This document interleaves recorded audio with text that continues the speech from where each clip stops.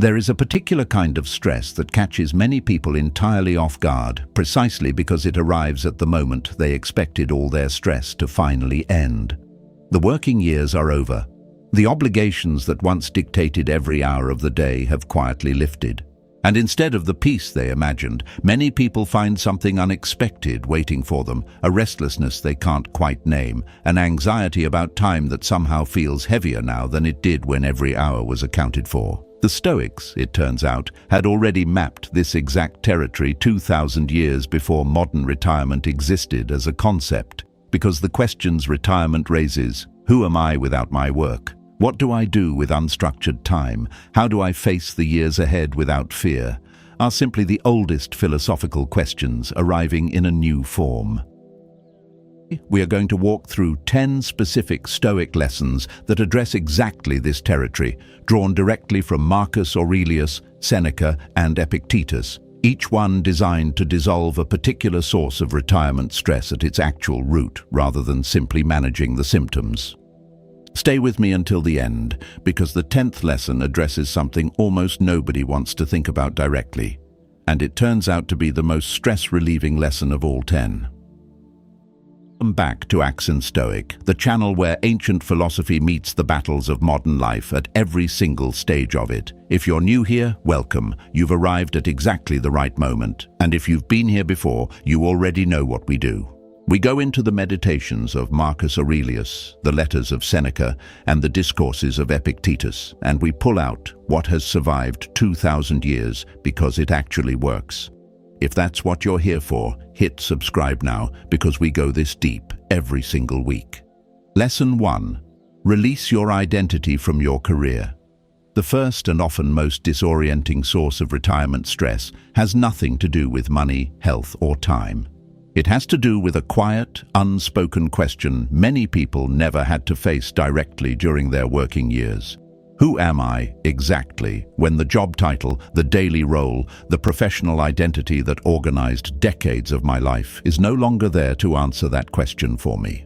Epictetus taught that our true self is not our circumstances, our role, or our reputation, but our capacity for judgment, character, and reason, which remains entirely intact regardless of what external position we happen to occupy. He himself lived this teaching under the most extreme circumstances imaginable, having been born a slave with no external status whatsoever, and still developing into one of history's most respected philosophers. If Epictetus could locate a stable, worthy identity independent of any external role while literally enslaved, the lesson applies with even more force to someone who has simply retired from a career, however central that career once felt to their sense of self. Matters because a huge portion of retirement stress traces back to grieving an identity that was never actually as solid as it felt while you were living inside it. The job title was always external. A role you occupied, not the actual substance of who you are. The character, values, and capacity for reason that made you good at that job, or that made you someone others respected within it, remain entirely with you, unchanged, the day after retirement, as they were the day before it.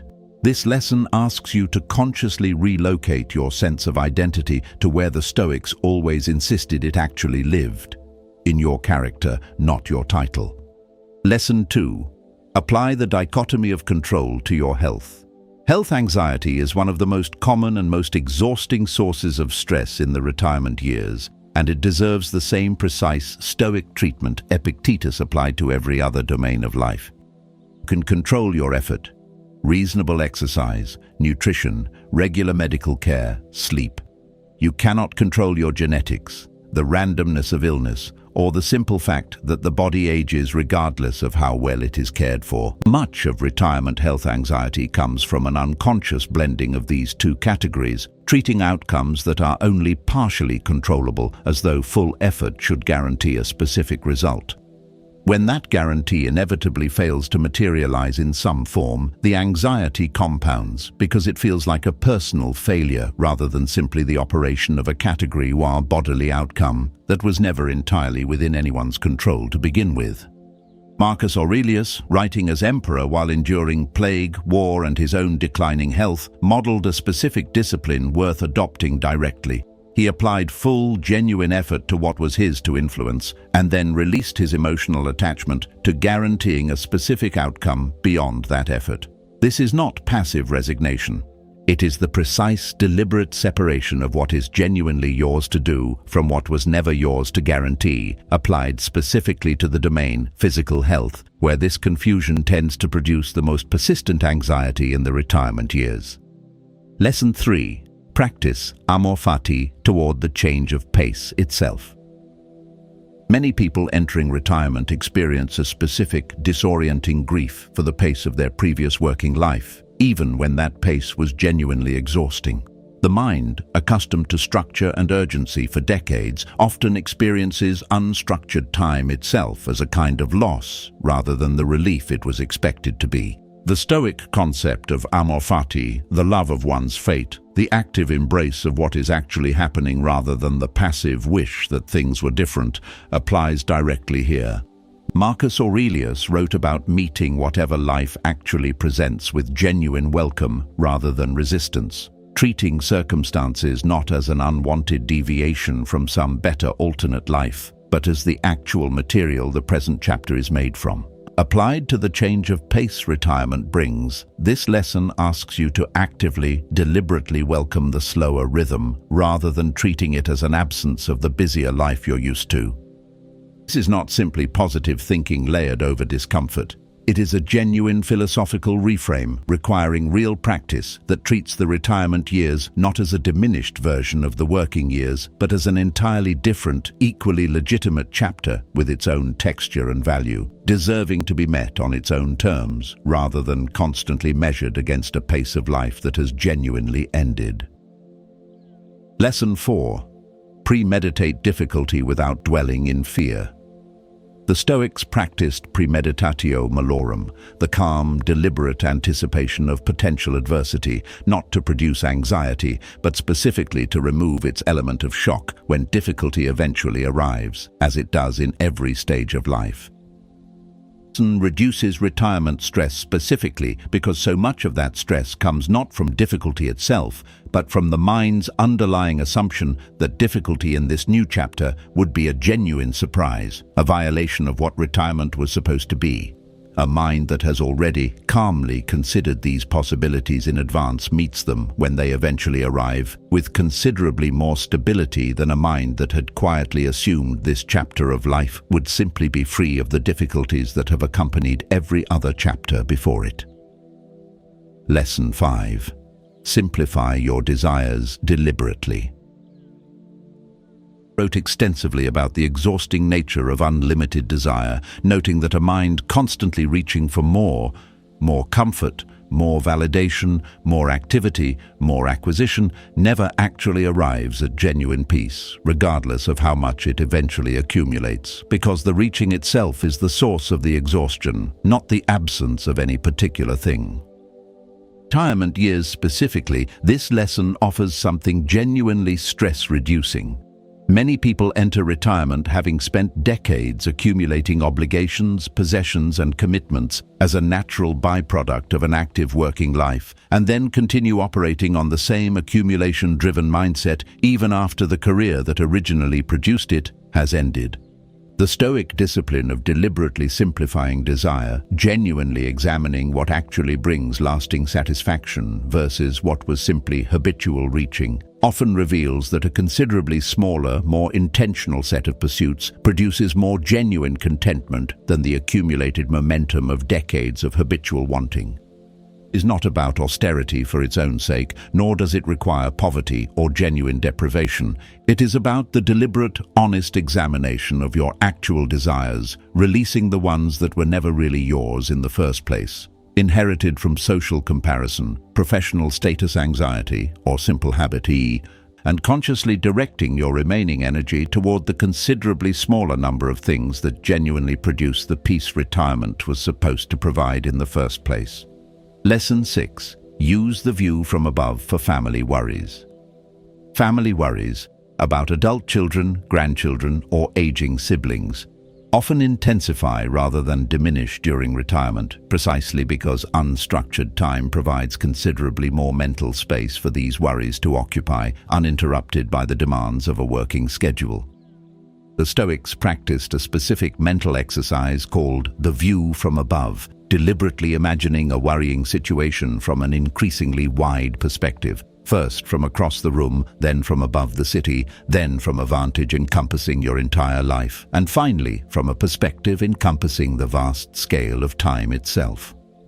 Marcus Aurelius practiced this constantly, using it specifically to correct the distortion that worry reliably produces, the sense that whatever concerns you is larger and more urgent than it will actually appear from any wider vantage point. Tied to family worries in retirement specifically, this exercise does not eliminate genuine care or concern for people you love. It corrects a specific distortion, the tendency for unstructured time to allow ordinary, manageable concerns to expand into disproportionate, exhausting preoccupations, simply because there is now considerably more available mental space for them to occupy.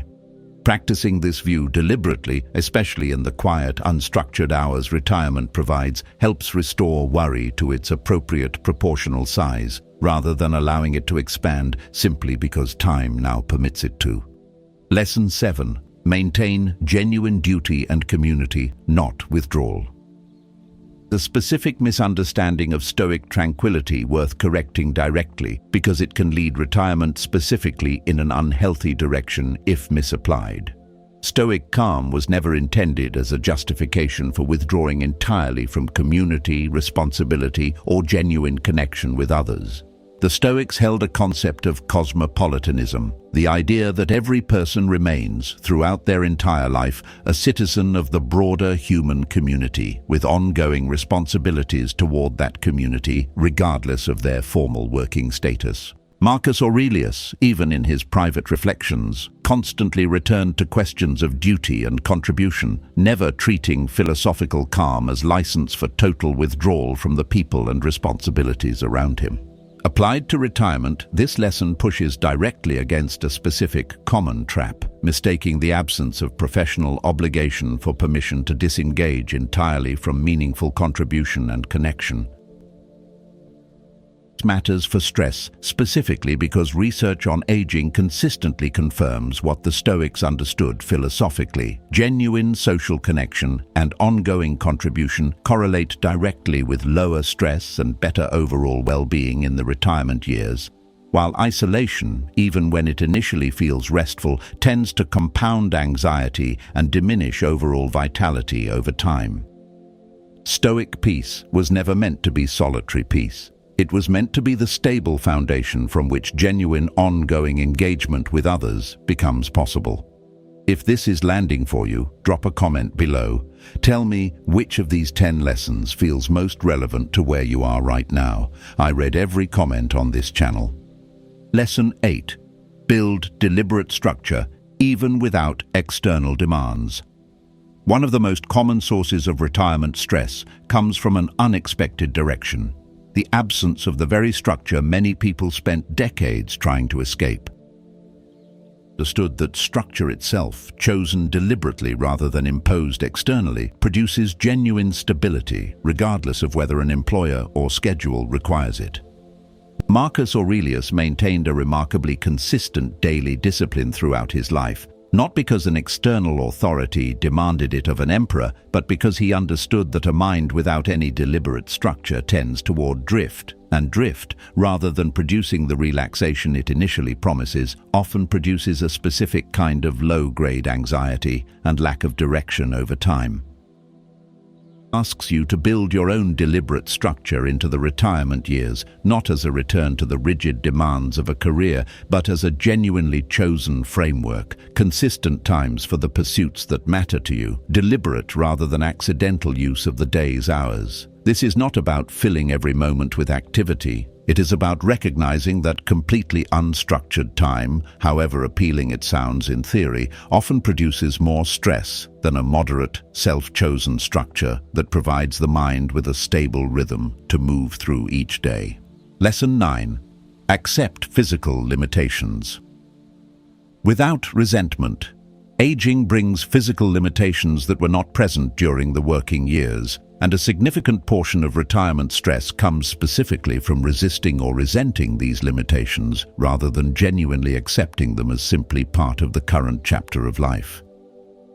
Epictetus taught that resistance to what cannot be changed is one of the most reliable sources of unnecessary suffering, and that genuine peace requires distinguishing clearly between limitations that can still be addressed through reasonable effort and limitations that must simply be accepted as the current, unchangeable reality of your body. This is not the same as giving up on maintaining health or capability. It is the specific discipline of releasing resentment toward the limitations that remain, even after reasonable effort has been applied, rather than allowing that resentment to become a constant low-grade source of frustration running beneath daily life. Marcus Aurelius wrote about approaching the body's eventual decline with the same equanimity he tried to bring to every other external circumstance outside his direct control. This lesson asks you to apply this same discipline specifically to whatever physical limitations you are currently navigating, accepting them clearly and without unnecessary resentment, while still applying genuine, reasonable effort toward whatever remains within your actual control to influence. Lesson 10. Make peace with impermanence, genuinely and without fear. We've arrived at the final lesson, the one almost nobody wants to think about directly, and the one that turns out to be the most stress-relieving of all 10 once genuinely engaged with rather than avoided. The Stoics practiced memento mori, the remembrance of mortality, not as morbid fixation, but as a clarifying discipline that counterintuitively reduces rather than increases anxiety once genuinely internalized. Marcus Aurelius wrote extensively about approaching the end of life, not with dread, but with the same calm acceptance he tried to bring to every other event outside his control, understanding mortality as simply the natural completion of a life, rather than a catastrophe to be avoided at all costs or anxiously postponed through constant worry. A significant, often unspoken source of retirement stress comes from an underlying, unaddressed anxiety about mortality itself, made more present simply by the stage of life retirement represents. The Stoic practice here is not to eliminate this awareness, which would be both impossible and, in Stoic terms, undesirable, but to engage with it directly and honestly until the underlying fear that fuels so much unnamed background anxiety genuinely settles into something closer to acceptance. Seneca wrote that a person who has made genuine peace with mortality gains something remarkable in return, the ability to actually be present for the life still remaining, rather than spending that remaining life in constant low-grade avoidance of a fact that cannot ultimately be avoided regardless of how much energy is spent trying not to think about it. Let's step back and look at what we've actually built today. 10 lessons, releasing identity from career, applying the dichotomy of control to health, practicing amor fati toward the change of pace, premeditating difficulty without dwelling in fear, simplifying desire deliberately, using the view from above for family worries, maintaining genuine duty and community, building deliberate structure, accepting physical limitations without resentment, and finally, making genuine peace with impermanence, that together address retirement stress not by managing its symptoms, but by correcting the underlying misunderstandings that produce so much of it in the first place. None of these 10 lessons ask you to pretend the retirement years are free of genuine difficulty. The Stoics never promised a life without hardship at any stage of it. What they offered instead, and what these 10 lessons offer specifically for the years ahead of you now, is a framework for meeting whatever difficulty does arise from a place of genuine stability rather than resistance, confusion, or unexamined fear. Here is your challenge for tonight, not 10 challenges, just one.